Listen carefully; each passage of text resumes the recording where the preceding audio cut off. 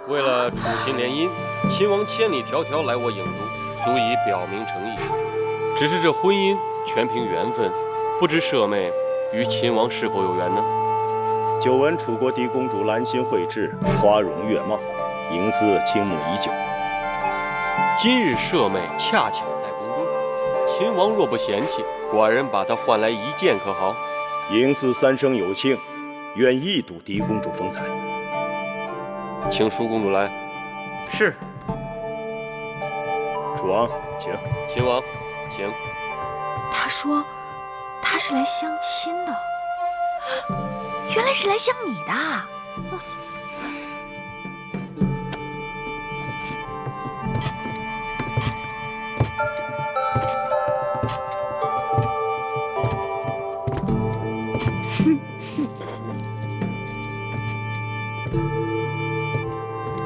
哎，姐姐，你看，你看，这就是你呀！肥面宽鼻，粗手粗脚，头大如斗。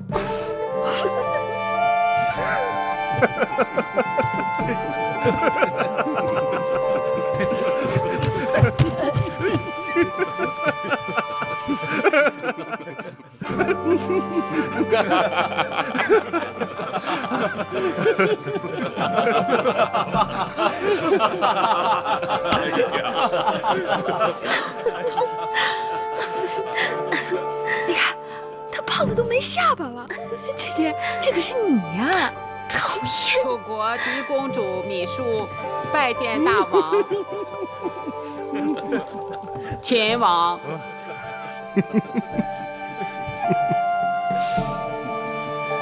今日嬴驷大开眼界，令妹果然天赋迥异，四德绝佳。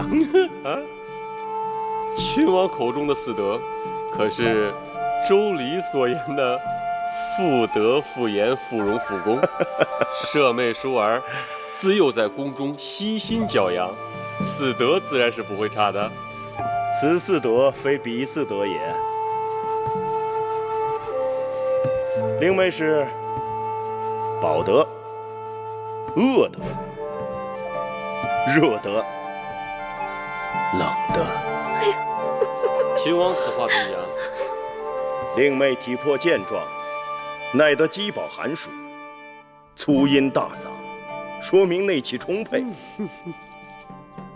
再看双手，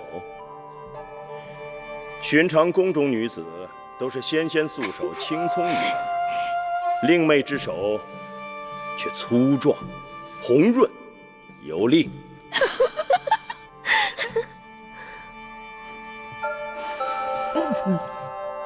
这气味，这浑身气味是油烟柴薪之清香。齐公主该是精于煎熬繁制之烹饪高手。都说当年齐桓公的庖厨易牙，厨艺无双，只怕他若在世，也羞于与令妹比肩。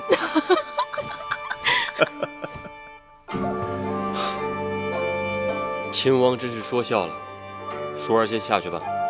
是。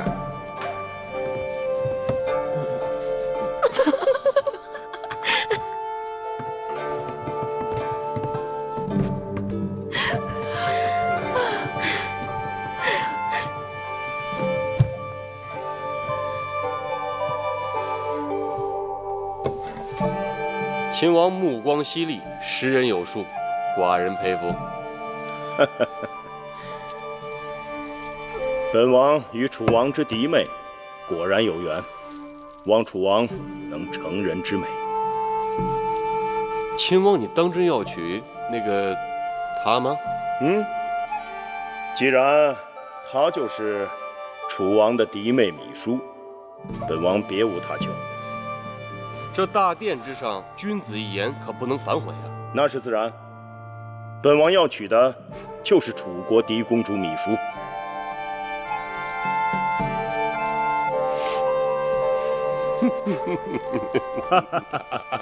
来，楚王，来，秦王，请。原来那老伯就是秦王。那秦王修剪了胡须，竟然一表人才，气宇轩昂。只是他怎会如此糊涂，竟不分美丑，被王兄戏弄？姐姐这样痛心疾首，我看出来了，你是真的中意那秦王了。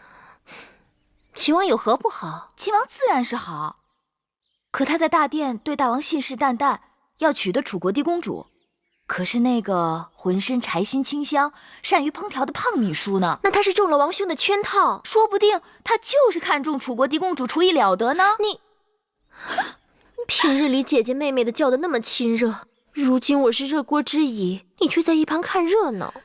好了，姐姐莫急，你说你要我如何帮你才好？得有人出宫，告诉秦王实情。这有何难的？此事交给我了。看来寡人不得不马上离开郢都，回咸阳一趟。但这秦楚联姻之事，楚王已经答应将嫡公主芈姝许配给寡人，寡人正好回咸阳，在六国结盟之前，准备一份厚厚的聘礼送到郢都来，看那楚王如何收场。王兄，那贾芈姝实在是丑得吓人呐！放心，只要那楚王有胆量嫁，寡人就有胆量娶。大王，外面有人来访，说与楚国公主有关。我去看看。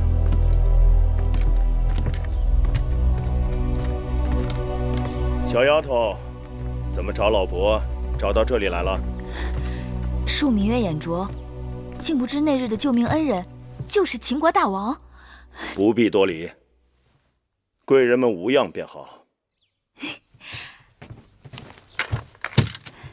老伯修过胡子，以真面目示人，果真一点都不显老。啊，这是皇公子黄歇，这是张子张仪。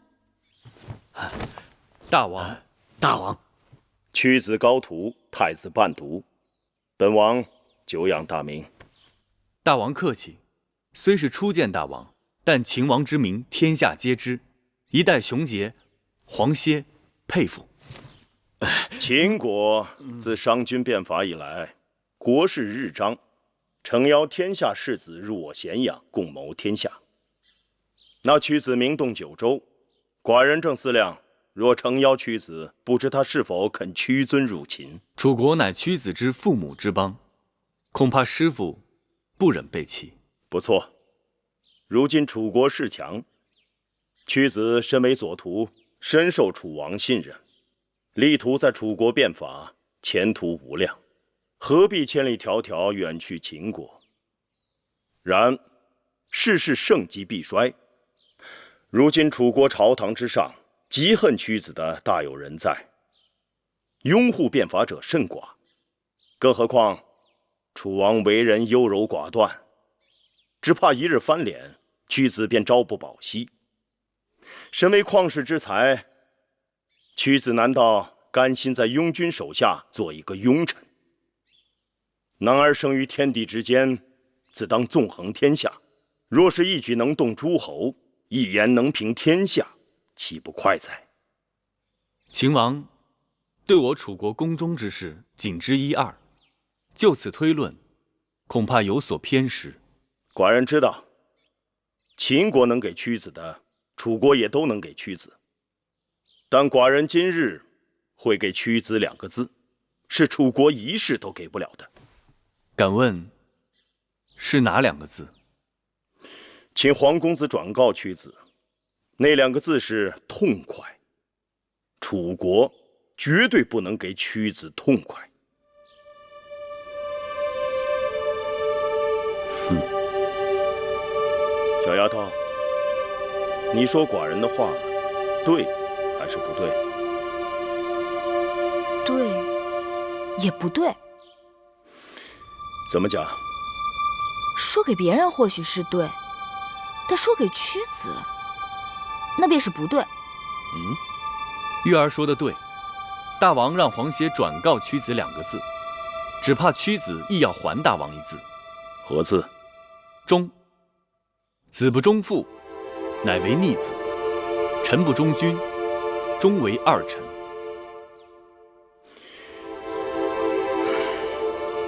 好，寡人明白了。人各有志，不能强求。请黄公子转告屈子，若他日在楚国有什么委屈，无论何时，秦国的大门永远为屈子敞开。如此，多谢。小丫头，小丫头来找寡人，只怕还有别的事吧？玉儿受人之托来告知秦王，那日入宫相亲，所见嫡公主芈姝，并非真芈姝。何人托你来传话的？秦王该是心里有数。那他为何不亲自前来告知？身份尊贵，岂能随意与陌生男子相会？上次寡人受人恩惠，一直想将他物归原主，但不得时机。不知小丫头可否帮忙？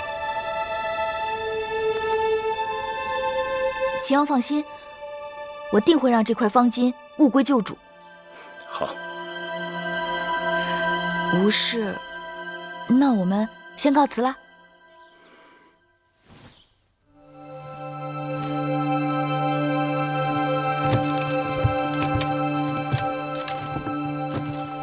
哎，张子，张子，不与我们一同走吗？我可以走，但只怕我这一走，有人会错过一个人才，错失一次良机，那事情可就大了。所以，你们先啊。啊，那我们先告辞了。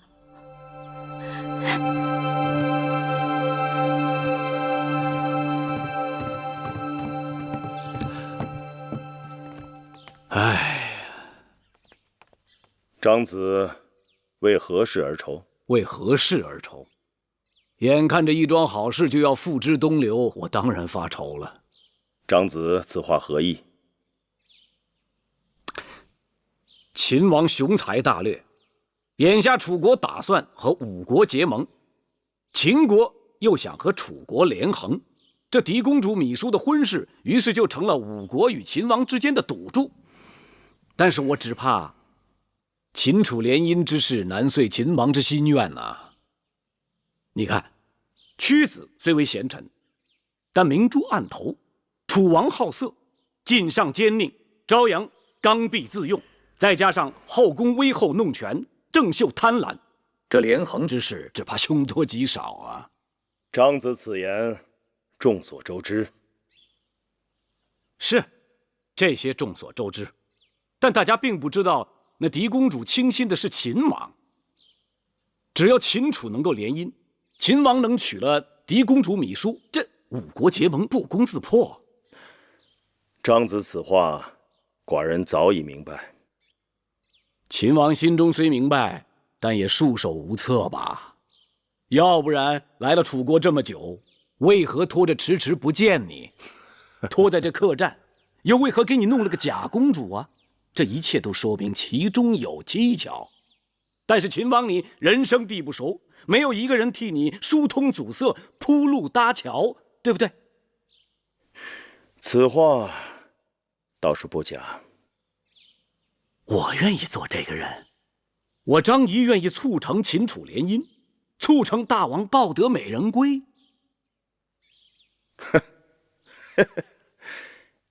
可是，张子凭什么夸下这海口呢？凭什么？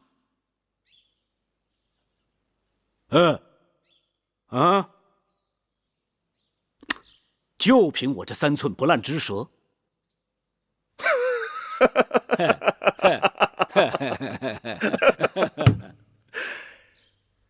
寡人看得出张子手头拮据，给你20斤，去自谋生路吧。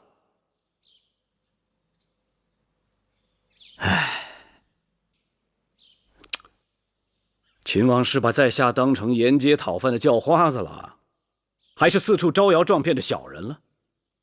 啊，20斤、200斤、2000斤又如何？我张仪服的是贤君明主，图的是江山社稷，再多的钱财在我张仪眼中都视如粪土。唉，可惜啊，这点不是人人都能懂的。告辞了。等等，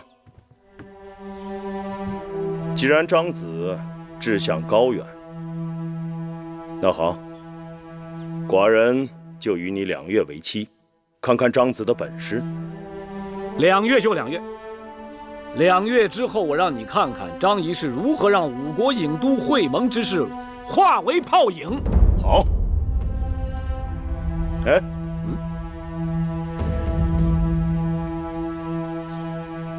寡人给你10斤，去买身衣服。事成之后，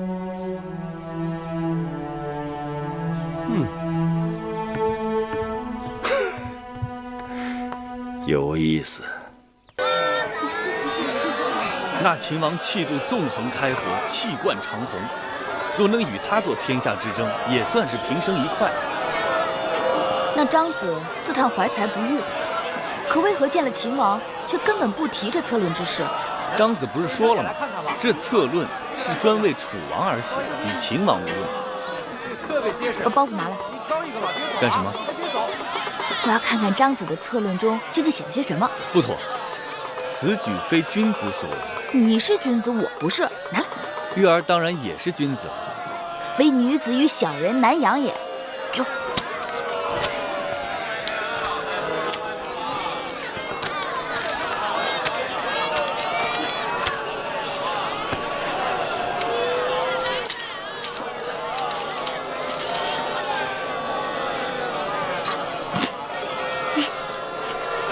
何事让你如此高兴？玉女论：君子于玉比德焉，帝王于玉女比美人焉。天下美女风情各异，有眉如翠羽，肌如白雪者，有腰如束素，齿如含贝者。这个张子简直不堪。有何不堪？窈窕淑女，君子好逑嘛。给我吧。哎，你真要把这东西转交给楚王？当然了，受人之托，忠人之事嘛。这种奇谈怪论，不知楚王看了会说些什么？妹妹，你见到秦王了吗？自然见到了。那秦王怎么说的？他说要你去见他。秦王怎么会？妹妹吓你呢。怎么，你真的想去见他？不跟你说了。看你那神色，口不对心的。拿去，这是他托我还给你的。有劳妹妹啦。给你。哎，这不是我的方巾，让我看看。这是秦王的名字。那要不要我再去一趟，把方巾给姐姐换回来？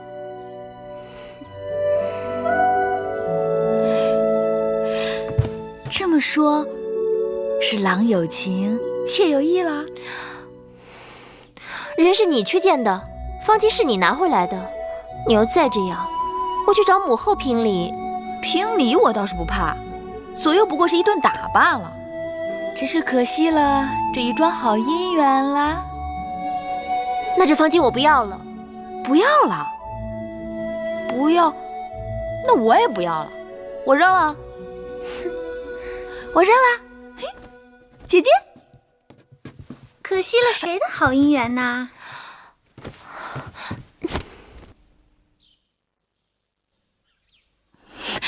我听说，眼下各国君王打算派使臣要来向舒姐姐求亲，不知谁最幸运，能与姐姐结下这桩好姻缘。哦，原来如此啊！妹妹人品出众，我也是好奇的很呢。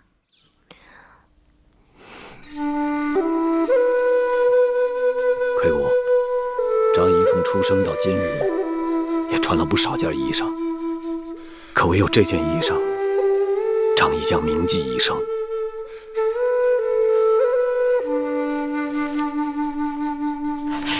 张子快起，张子快起！楚王已经看到在下的策论，明日宣张仪入宫。新仪来的正是时候，好马配好鞍嘛。张子怀才不遇，我和月公主也帮不上别的忙，只能帮做件新衣了。谢芈月魁姑赠衣之恩。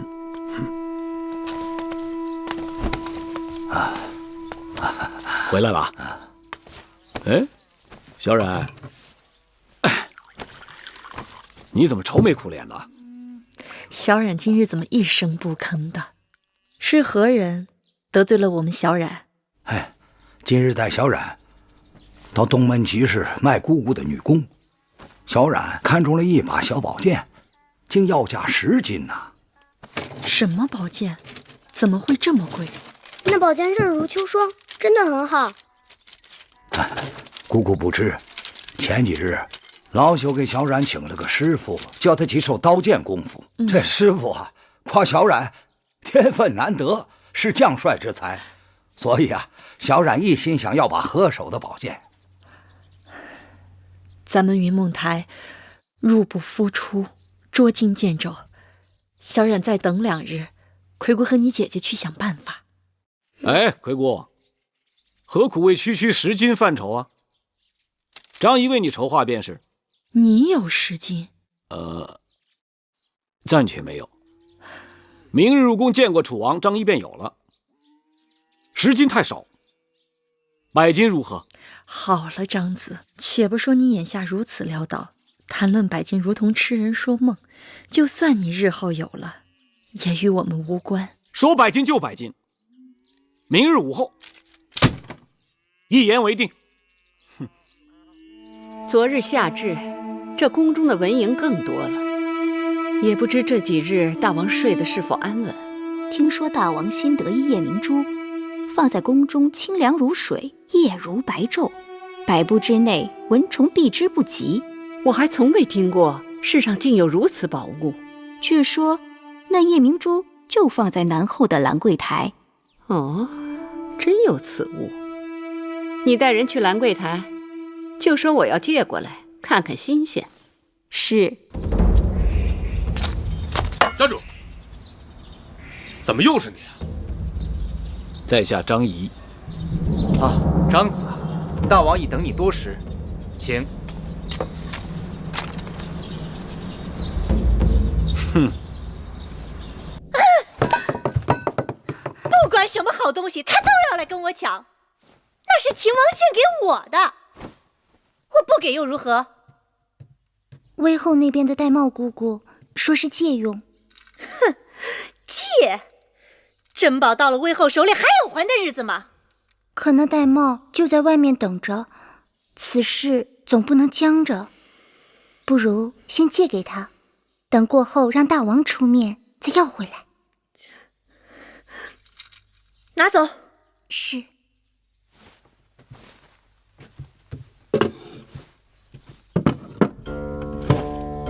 寡人读了张子的《玉女论》，张子对这天下的美人，果然是学问颇深。哎，不敢。张仪怎敢在大王面前卖弄粗浅之见？想那屈子在大招之中就有峨眉漫之，容则秀雅之言。张仪早就知道楚国美色尽在后宫之中。哎，不过大王，这列国之美人，大王是否都曾见过？在寡人的后宫之中，未必只有处女，这魏女、齐女、韩女、赵女亦都不在少数。这些个只能称之为女人，称不上美人。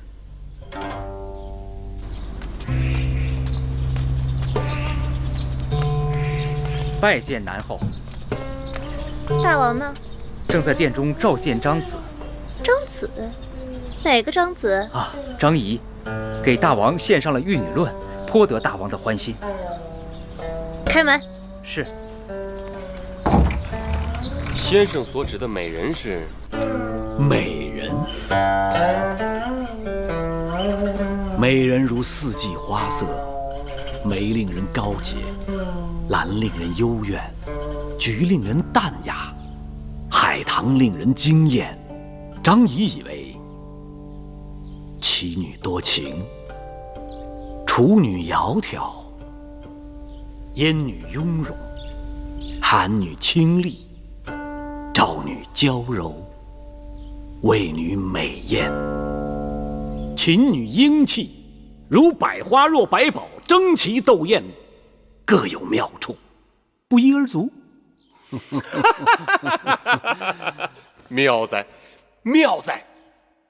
先生对美女的这番言论，实在是寡人闻所未闻，生平仅见。那以先生之意，寡人如何才能博采深意，体味这美人的妙处呢？大王若能将列国之美人齐集于后宫，日日相对，深吸三味，试问天下还能有谁比大王学问深厚，艳福齐天呢？说得好。可是寡人如何才能收集齐这列国的美人呢？大王以为在下的眼光如何啊？张子对天下美人见解精辟，眼光独到。那就让张仪为大王踏遍列国，寻访天下之美。好，那寡人赐先生千金，就拜托先生替寡人寻访列国的美人，收入我楚国后宫。大王英明。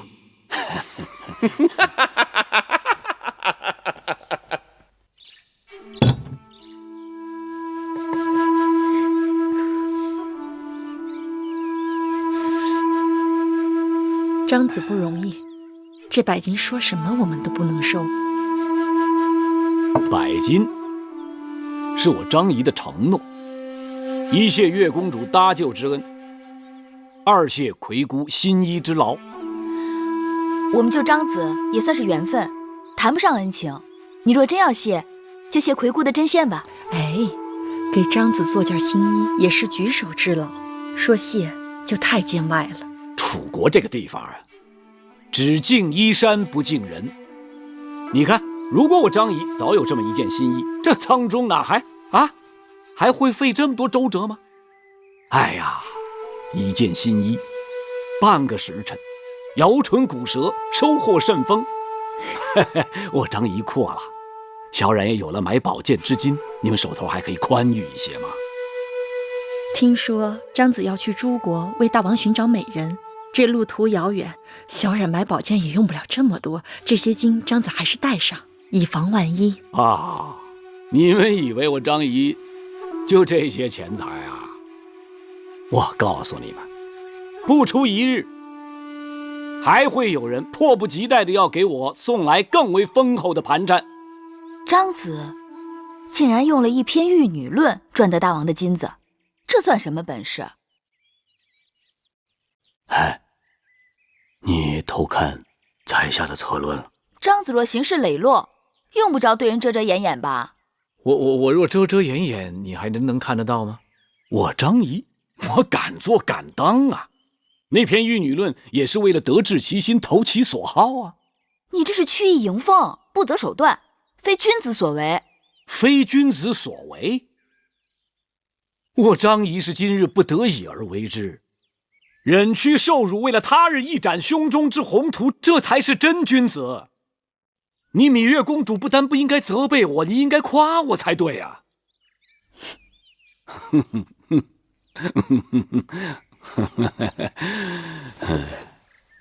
收下吧。哇，真亮啊！我还从来没有见过呢。这么大一颗珠子，是啊，我也没见过，还这么亮，这是什么呀？这叫夜明珠，产自西域，这样的稀罕物件我也是头回见到，所以把你们叫过来让你们瞧瞧，也长长见识。可真亮啊！这可真是个宝贝，夜里看起来像一个小月亮掉在屋子里。此物幽香暗拂，闻起来比那些兰草还要惬一些。只可惜母后不让月儿来，不然没准她能说出个究竟。依我看呐，咱们楚宫可并非只有一颗宝珠。舒姐姐国色天香，冰清玉洁，不也正是我们楚国的宝物，母后的掌上明珠吗？让妹妹看看，是这夜明珠耀眼，还是姐姐耀眼？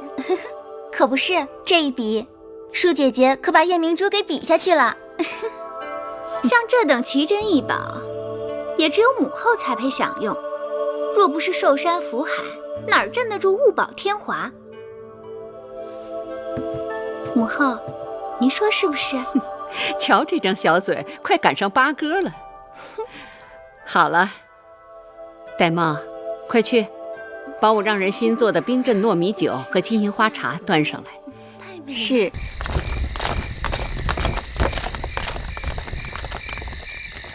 张子，敢问是张子吗？正是在下。我家夫人要见你。你家夫人是谁啊？南后郑秀。张子这边请。在下张仪拜见夫人。免礼。不知夫人召见张仪所为何事？听说张子不日即将启程前往诸国，不知是否还会回转？回夫人，那得看盘缠的情形。盘缠使完了，才自然得回来。这里是500级，外面天高云阔，容张子大展宏图。若张子肯答应永不再回大楚，临行时将再获酬金500，以壮行色。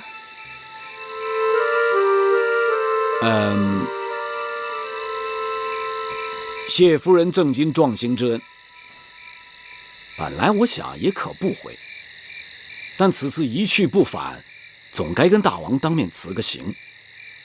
若夫人明日能促成此事，张仪一定会当着大王和夫人2个人的面做出承诺，如何？天气这么热，都这么晚了，我还真有些乏了。是，我们赶紧回去吧。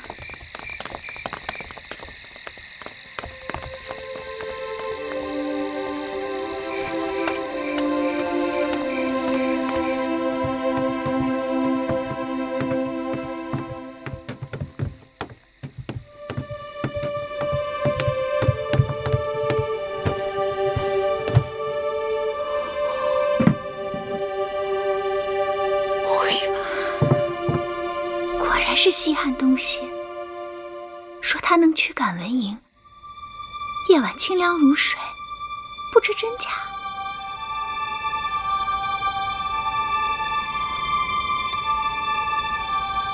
不如让我拿回去试它一试。公主，当心！既然是宝物，我以后必然爱惜。若要是追问起来，我就是拿回去赏玩一日。后对我一向另眼相看，知道了也不会怪罪我。盖上。月公主，你都不知道那个宝贝有多好，简直值好多个城呢。那叫价值连城。对，是价值连城。月儿虽没见过，但也知道那是好的。至于那香气，我思量这宝珠中间或许是空的，被人填上了外域的香料，所以香气悠然，能避蚊苍。还是月儿聪明，无人能及。我也只是猜测。月儿别具慧眼，快给我想想办法。临近宫中祭祀大典，可我的少司命祭舞还是没有找到其中精髓。照我本意，不跳也罢，但母后哪肯？好妹妹，快指条便利捷径。这便利2字，只怕是最难的。言之不足，手之舞之，足之蹈之。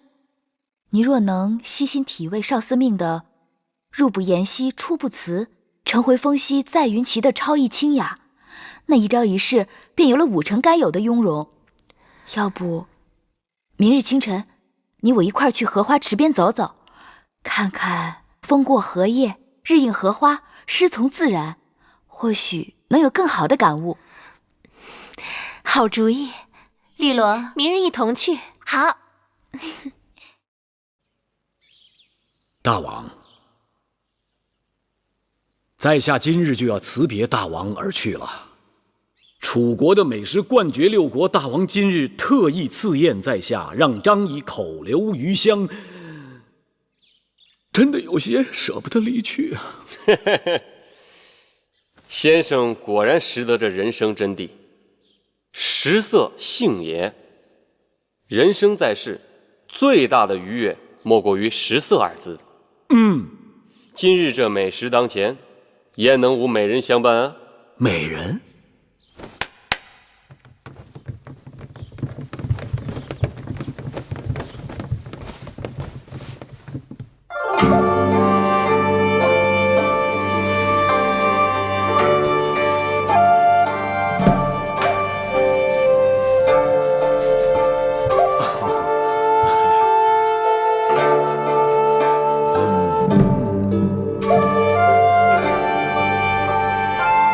先不跳了，你们去陪张子九喂张子石。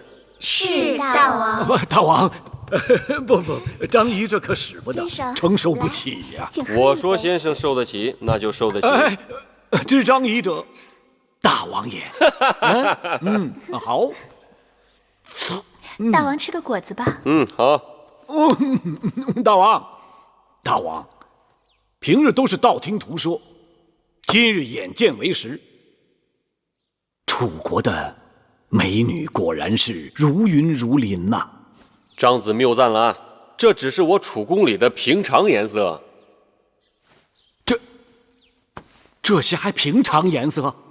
那难道后宫里藏有夏姬庄姜不成？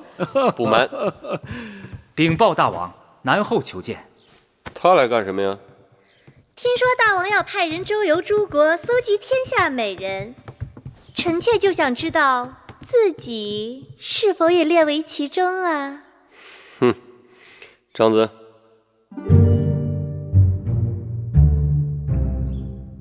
张子，张子，在下失礼，在下失礼。张子，你刚才行为为何如此怪异啊？敢问大王，眼前这位夫人何许人也？寡人的宠妃南后郑袖。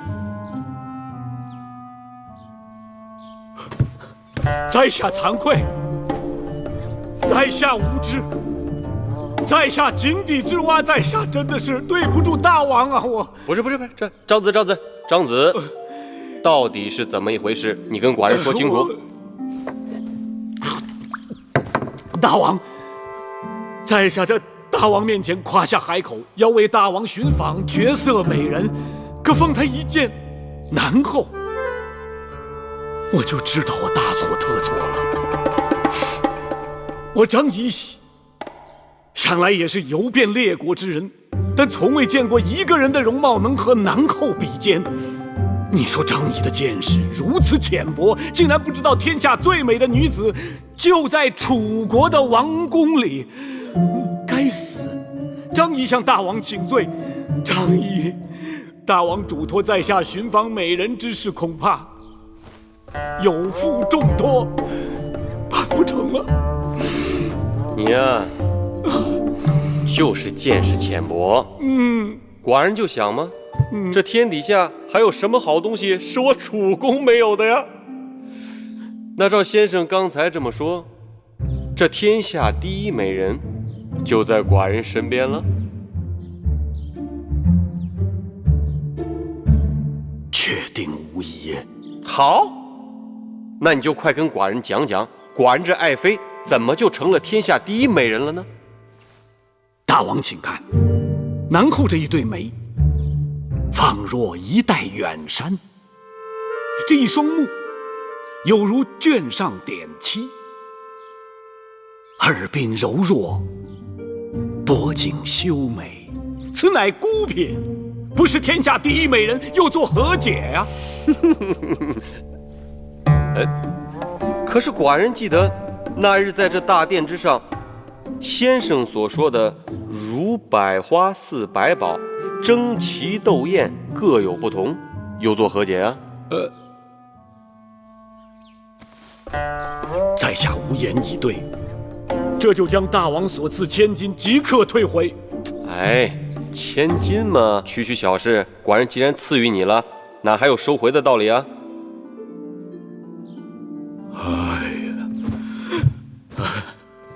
大王不仅宽宥了在下的食言之罪，还说这千金不用退回，这岂是慷慨二字所能道尽？此乃君王之胸怀呀！似大王这般胸怀，不得天下有违天理呀！大王，张子，你好一张巧嘴！多谢大王。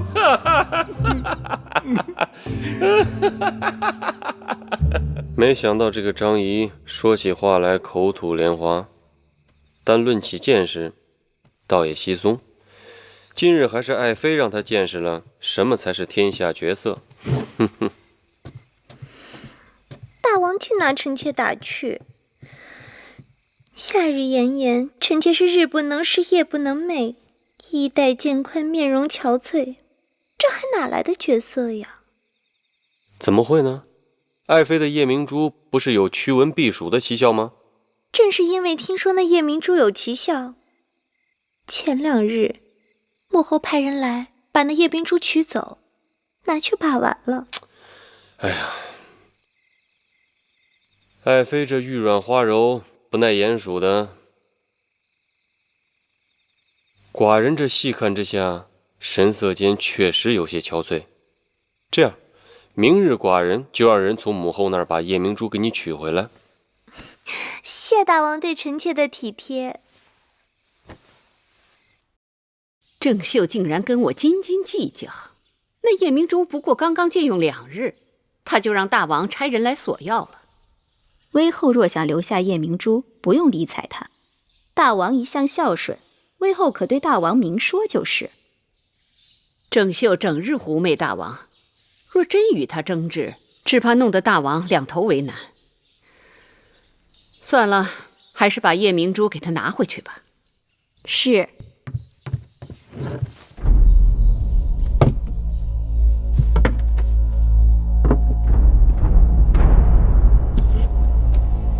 威后，夜明珠不见了，丢了！哼，这丢的也太蹊跷了吧！这夜明珠在我宫中放置多日都安然无恙，拿去威后那2天就丢了，谁信呢？可威后说丢了，不信又能如何？他是想黑心昧下我这颗夜明珠，但别指望郑秀我会哑巴吃黄连。走，臣妾郑秀给母后请安。免礼吧。谢母后。我已经说过，这几日暑气袭人，你们心到就行了，不用日日请安，免得劳累心。公主，母后说的是。公主。这几日天气酷热，谁在里面呢？南后在里面。食不香甜，睡不安稳。进去禀报一声，就说米音来给威后请安了。是。哎，等等，先不忙的，待南后走了再进去禀报吧。是。这事情说来也古怪，人不知鬼不晓，这夜明珠就不见了。我派下人去查了半日，都无下落。没有人拿走藏匿，难不成那夜明珠自己受了搅了？戴帽，事情的原委你最清楚。那夜明珠是奴婢遵威后之命从南后那儿借来的，放在高堂台，人人都知道是稀罕宝贝。就算喜欢，谁又敢动着贪欲之心？臣妾心里有数。既然那夜明珠自己跑不了，母后宫中的人又都手脚干净，那东西自然还在高堂台。母后若是喜欢留下就留下了，何必说找不到呢？我这一辈子见过的宝物不计其数，难道还在意你这点东西？臣妾的见识当然不如母后了。不过东西既然是在高堂台丢的，还是应该想办法查个水落石出才好，免得放过了盗贼，冤枉了好人。又或者，母后心慈手软，不愿意对手下的人进行清查盘问。大楚盗律，贼盗律，罪轻则砍手足，重则掉脑袋。我眼里从不揉沙子。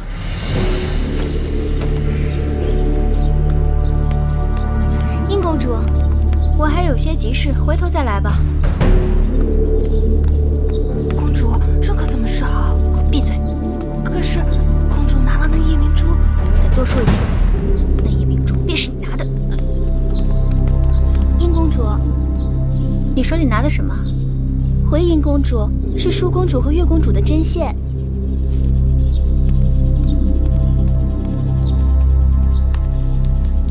绿萝，我刚才在来的路上掉了一个耳环，你可碰巧看见？回殷公主，刚才奴婢一直和月公主、舒公主在一块儿，没有看见。那是我娘亲留给我的遗物，甚为珍贵，也不知掉到哪儿去了。既然如此，那奴婢帮公主找找吧。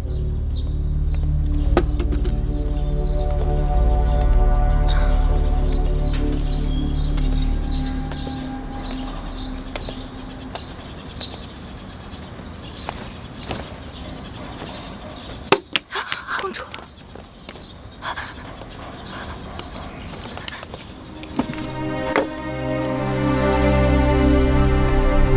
绿萝，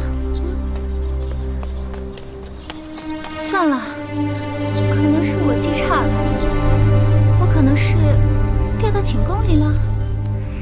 灵儿，跟我回去再找找。殷公主，那东西与我性命一般，你还当个什么？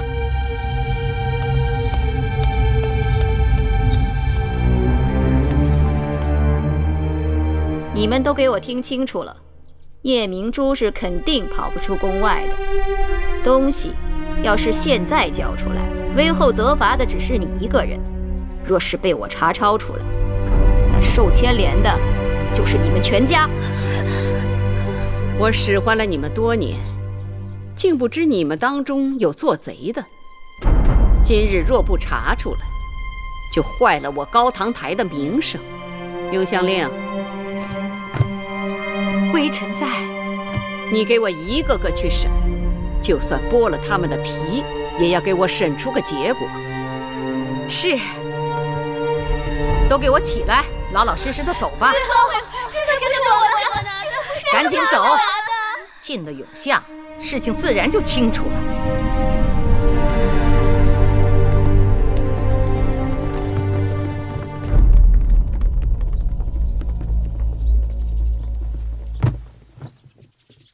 母后，婴儿思来想去，觉得有个人可疑。什么人？昨日午后，婴儿曾见过有个人来过高堂台，当时并未留意，但此刻想想，着实该有几分嫌疑。贱人生出来的只能是贱人，想来我待你不薄啊，让你跟着舒儿也学点长进。你倒好，竟然胆大包天，敢偷走我的夜明珠。任是金山银山摆在我面前，我都不会动心，更何况什么夜明珠？背后万不可借此羞辱我和我娘亲。还敢跟我顶嘴？玳瑁，给我掌嘴！是。母后，母后，求你饶了他吧。打！母后，我求你了。玳瑁，你先退下。凭空说我偷盗，拿来证据。今日我是人赃俱获，你想赖是赖不掉的。嫣儿，微后，昨日午后，婴儿是和侍女灵儿一起看到的。灵儿，说，你都看到了什么？婢子，你到底看到了什么？婢子，来人，把这个贱婢给我拉下去掌嘴！说呀！为何饶命啊！昨日婢子陪着殷公主站在那儿，看到月公主从正殿前走过去，别的婢子真的不知道了。灵儿眼拙，但本公主眼不拙。月公主分明不仅从正殿走过，还慌慌张张地走进去，又走出。胡言乱语！昨日午后，我与舒公主一起去了后花园的荷花池，回来后从未进过正殿。你说你见我进了正殿，我何时进去，何时出来？出来后又见了何人，去了何处？休要狡辩！叶明珠藏于你房里，证据确凿，我不得不承前避后，以正后宫纲纪。论罪，本该赐你一死，但念你是先王之女，暂且关入永巷，明日去衣帐摆，再施月刑。别说砍去芈月双脚，就是碎尸万段，没有偷，就是没有偷。且等明日，我看你的嘴还有多硬。母后，此事定有误会。昨日一整日，月儿确实与舒儿在一起，叶明珠之事与她并无干系。捉贼拿赃，你不要再为他开脱了。我不是为他开脱，我说的是事实。我这么做也是不得已，杀一儆百也是为了你们好，免得你们被这个贱人都给带坏了。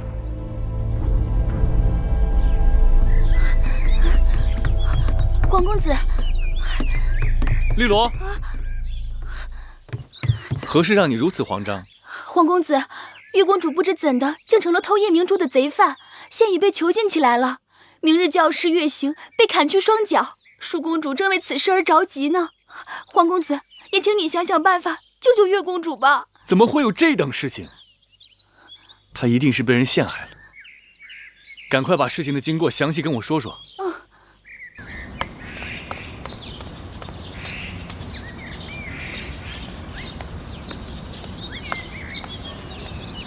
皇公子，你找我啊？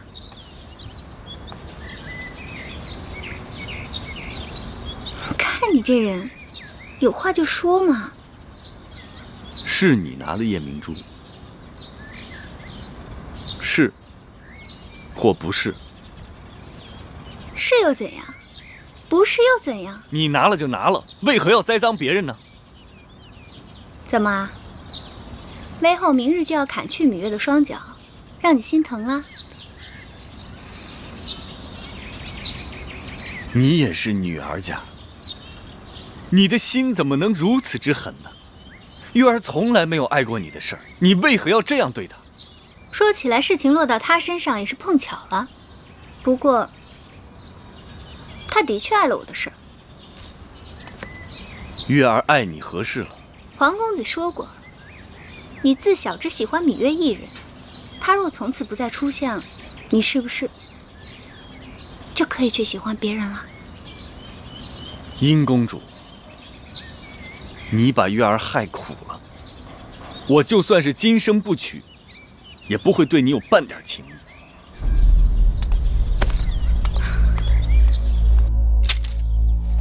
你说月公主遭人陷害，是，但威后向来固执，只怕即使我出面，她也不听一个字。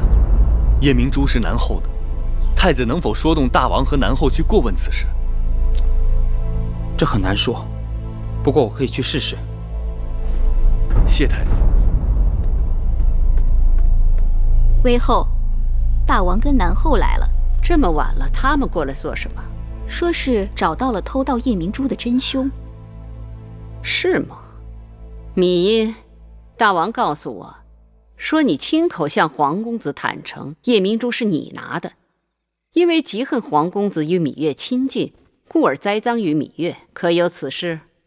母后圣明，婴儿自小由母后抚养，待婴儿宛如亲生，该深知我的心性。那栽赃陷害，均为卑鄙小人之作。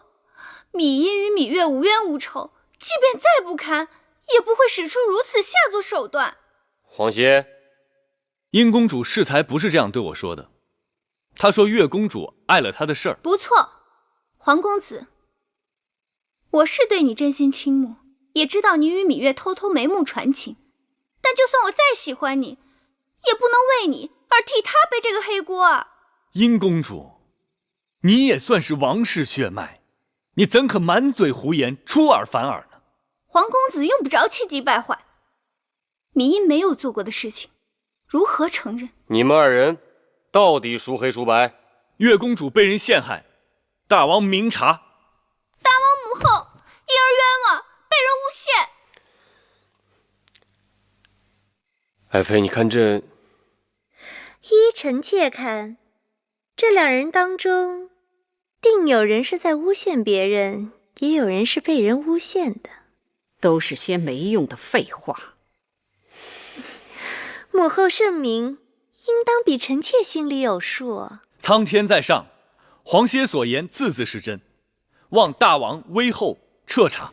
你们各持一词，我怎样彻查？既然那夜明珠是在月公主的针线篮子里被发现的，而那针线篮子是月公主和舒公主做完针线由绿萝送回各自房间的，除非威后以为这夜明珠是舒公主和绿萝放进去的，不然那只能说明在针线篮子交到绿萝手上之时，那夜明珠并没有在篮子里。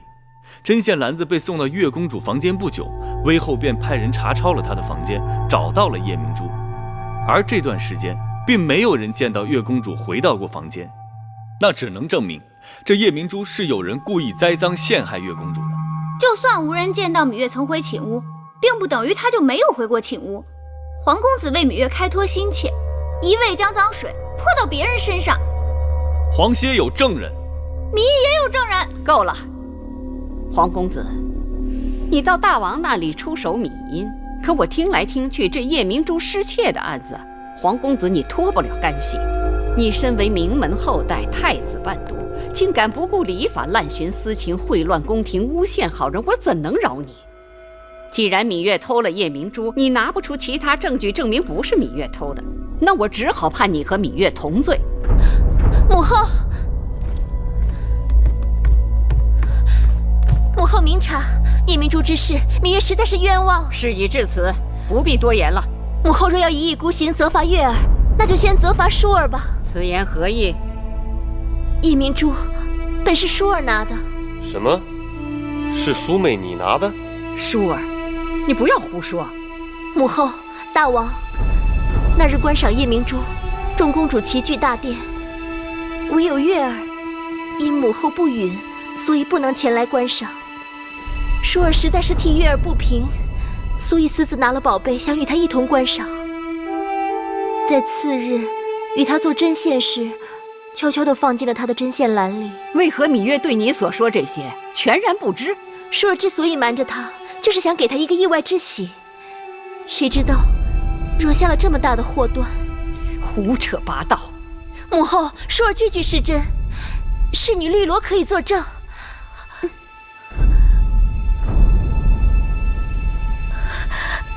舒公主说的的确都是实情。你们简直都昏了头了！事情总算是水落石出了。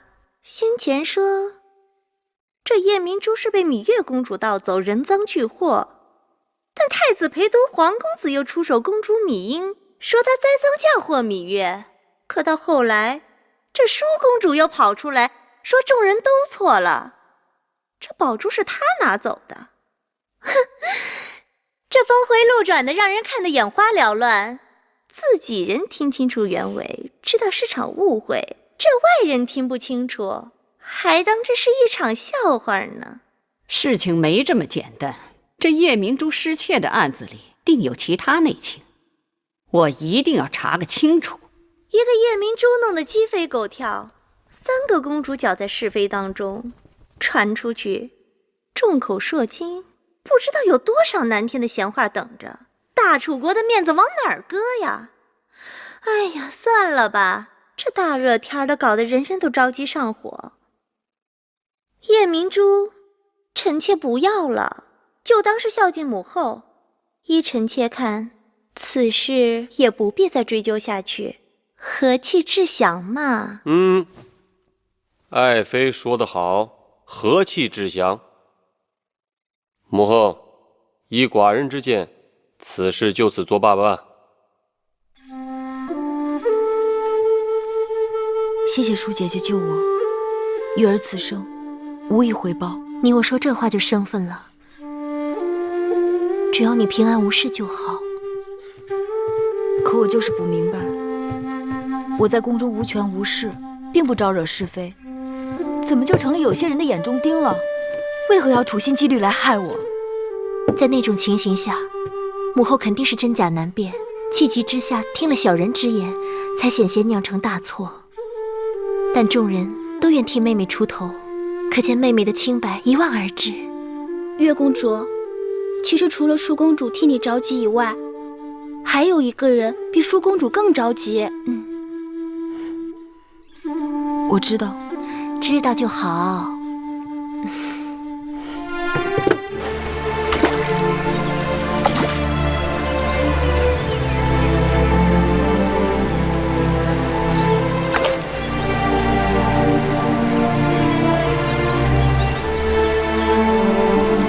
又让你为我担心了。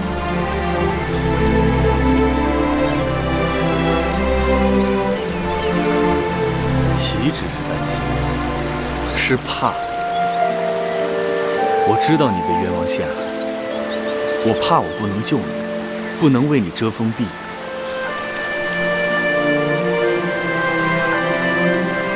坐下来。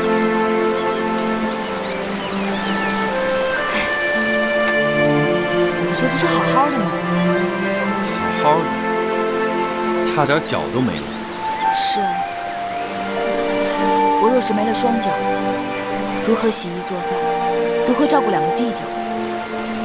还不如死了痛快，免得拖累他人。这是什么话？你若没了双脚，我替你洗衣做饭，我帮你照顾弟弟。且不说没了双脚，退一万步，仅仅脸上一个刀子，就会吓跑所有人。那就让他们退避三舍，我在这里陪你。你真不嫌弃我丑劣不堪？无论何时何地，何种情景，你在我心里都是貌美如花的。我哪有那么好？你的好只有我知道。我黄歇不求荣华富贵，只求你我心意相通。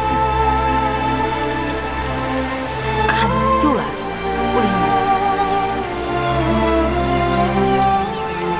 你不理我，我还是要理你。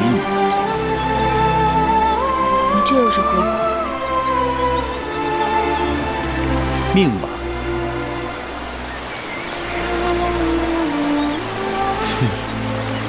米音，有什么话就说出来，别跟我吞吞吐吐的。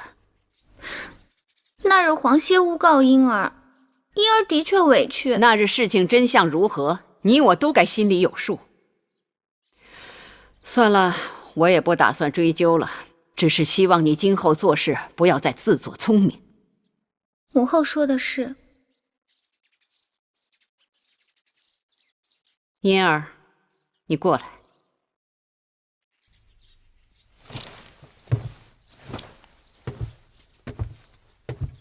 自小你在我身边长大，你跟我说老实话，你跟黄歇到底怎么回事？那黄歇看得出你对黄歇有情，男大当婚，女大当嫁。黄歇乃是人中龙凤，你若对他有情，并非是你的不是。母后做主，提起黄歇，婴儿心中好痛。你也是个伶俐的女子，明明知道黄歇对芈月有情，为何痴心不改？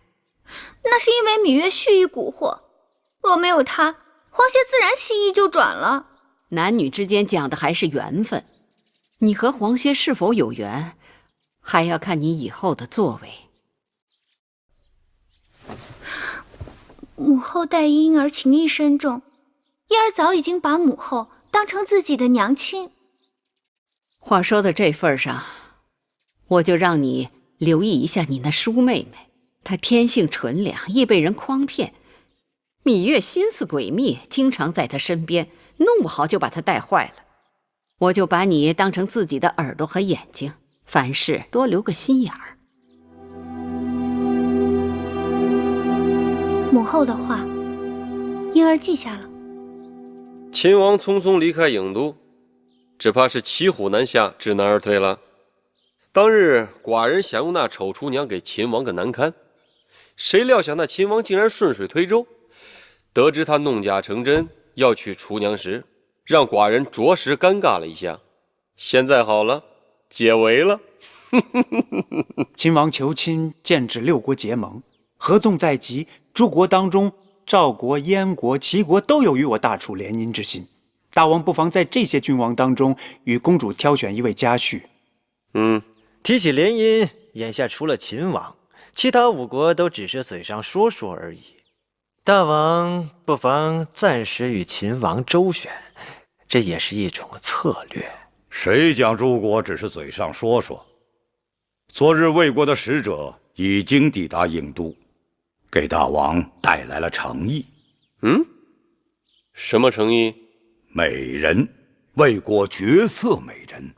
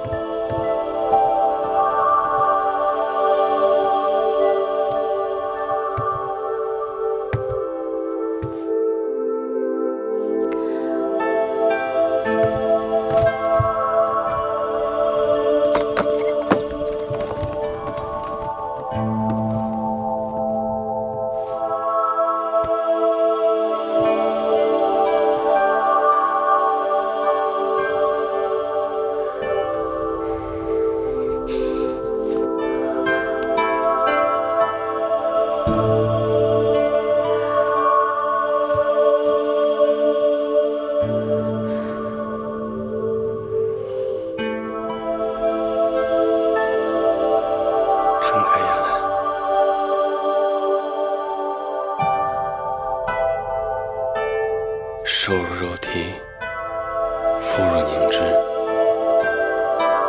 寡人直到今日才晓得，什么是闭月羞花。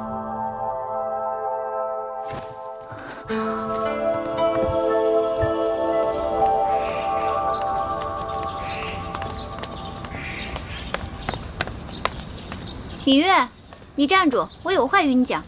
我与你无话。站住！那日的事情，你恨我也罢，不恨也罢，反正我们已经是仇人了。我这里有2句话要与你讲清楚。你要是识相的话，以后就离黄公子远一些。黄公子一群之才，前程远大，与你来往，少不得会沾了你的晦气。唉，真是愚不可及。你竟然辱骂我！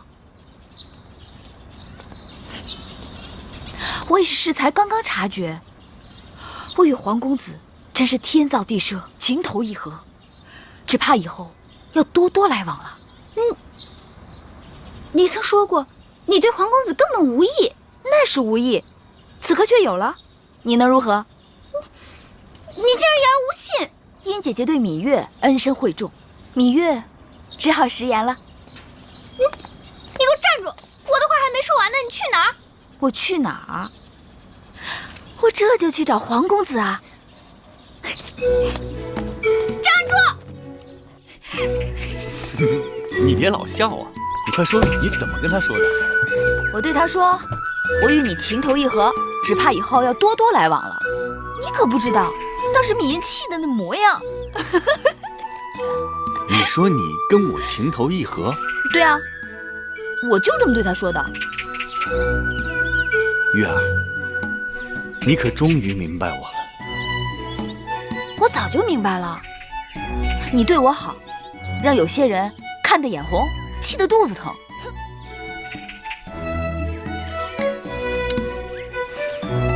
看来你还是不明白我对你的一片。好了，好了，我知道了。你知道了？真知道了？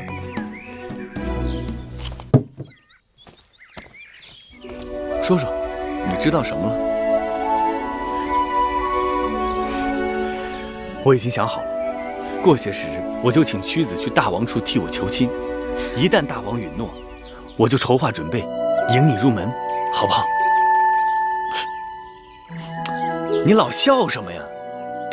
告诉我，好还是不好？不好，不好，不好！哎，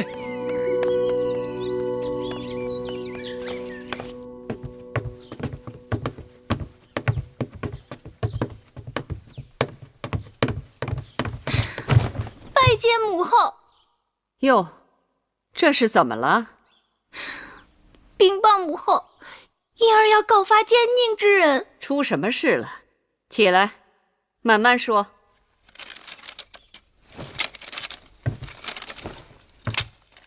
母后，有人要害舒妹妹。谁这么胆大妄为？就是那个芈月。不久以前，那芈月偷跑出宫去见秦王，并主动替秦王传递书信，鼓动诱惑舒妹妹与秦王私定终身。此事重大，不可信口雌黄。婴儿有证据，婴儿曾见到舒妹妹手中有一块方巾，那是秦王赠给舒妹妹的定情之物。你们若不把舒公主那日出宫的行踪给我说清楚，我定让你们一个个生不如死！为后饶命！想活命的讲实话。那日奴婢们在织坊门外等着公主，舒公主只跟绿萝姐姐一个人交代了几句。绿萝，为后明察，那日奴婢并没有随舒公主和月公主进织坊。把这贱婢拉下去，乱棍打死！为后饶命！那日舒公主进织坊前，跟奴婢说让在门口等着，奴婢并没有见他们从门口出来，想必是从后门出去了。奴婢对他们的行踪确实不清楚啊。永香令，这个贱婢不见皮开肉绽，她是不会讲实话的。微后放心，带走。为后饶命！奴婢真的不清楚，奴婢真的不知道。为后饶命！禀报魏后，果然在舒公主的装匣里找到了一块男子方巾。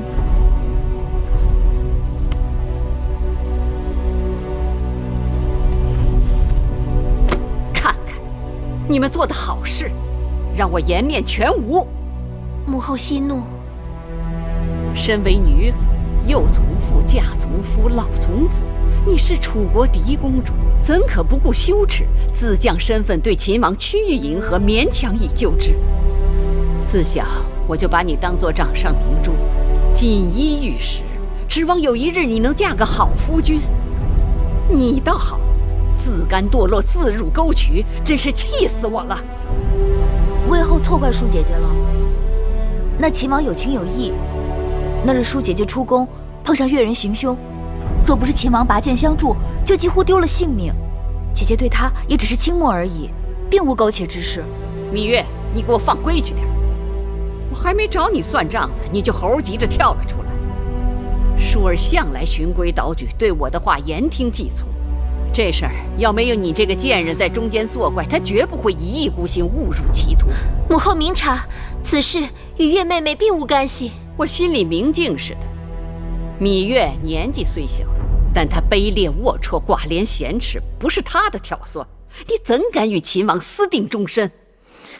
母后该知道，秦王已向大王请婚联姻，要迎娶舒儿，也得到了大王的首肯。你不要一厢情愿，大王答应的只是把那个丑厨娘嫁给秦王，绝非是你。何况我也听说那秦王得知丑厨娘的真相，已仓皇离开郢都。秦王是向嫡公主闵淑求婚，大王用厨娘顶包，此举非君子所为。君无戏言。既然大王答应要将狄公主嫁与秦王，就应该兑现诺言。既然秦王承诺要娶狄公主，他就一定会回郢都的。你给我闭嘴！舒儿，你何苦执迷不悟？秦王官夫伶仃，若拿他与赵侯雍相比，无论相貌人品，那是天地之别。那赵侯雍也是失了先王后的，伶仃官夫能差多远？好个芈月，你竟敢当众顶撞我！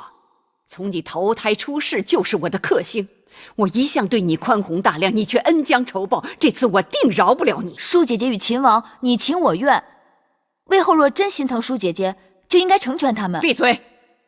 来人，把芈月给我拖下去，杖责20，关起来。是。你就算打死我，我还是要说真话。放开，放开！母后，母后，你饶了月妹妹吧。母后，舒儿再也不敢了。你告饶告得太晚了。你们给我听好了，从今日起，舒公主禁足高堂台。你们要是胆敢放她出去或传递私信，当即杖毙。母后，是。此事我主意已定，由不得你。你马上回你的寝宫面壁思过。绿萝已死在报室里了，你们2个给我过来。魏后，以后好好给我伺候舒公主，若再有纰漏，我剥了你们的皮。是。